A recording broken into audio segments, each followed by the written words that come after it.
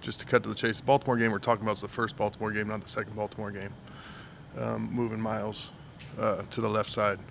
So that's where, and he obviously voiced his frustration after the game. It was something that we dealt with, and, you know, for his 2 years here, I just heard some of the other questions asked, we've always tried to match up Myles on their weaker links and JD on their weaker links and move both those guys around. We've always done that when we had Tack here, trying to move all those guys. We do it every week.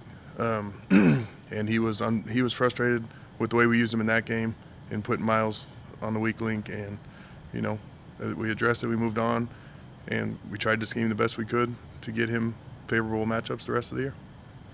Working through that Baltimore game, he came off the field, said that he was hurting, and he said that, you know, first third down came after that moment. I said, can you go on third? He's like, yeah. And he went, and then, you know, next series, said he couldn't go on first.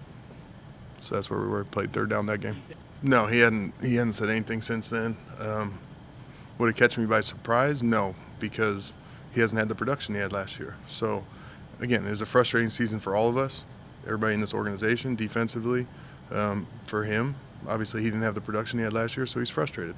The way he went about it, I don't agree with, but we're here today dealing with it. And that the organization is trying to get Myles in the Hall of Fame at the expense of actually trying to win games. Yeah, I think that's a statement that I totally disagree with. If we're trying to win football games, we're putting our best players in best positions to make plays. I think sacking the quarterback and getting the ball out is going to help you win games. So I don't think anybody in here has any other desire than to win football games. Yeah, the disappointing part is, you know, the last 2 weeks around this building, we've kind of had a really good thing going with the competition out at practice. You know, obviously no one's happy with the situation we're in, but making the best of it.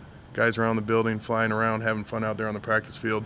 Obviously you saw what it did lead to the result it did against Washington. So, you know, we're ready to do the same thing Sunday, and we're dealing with this, you know, 48 hours before kickoff. It's not good.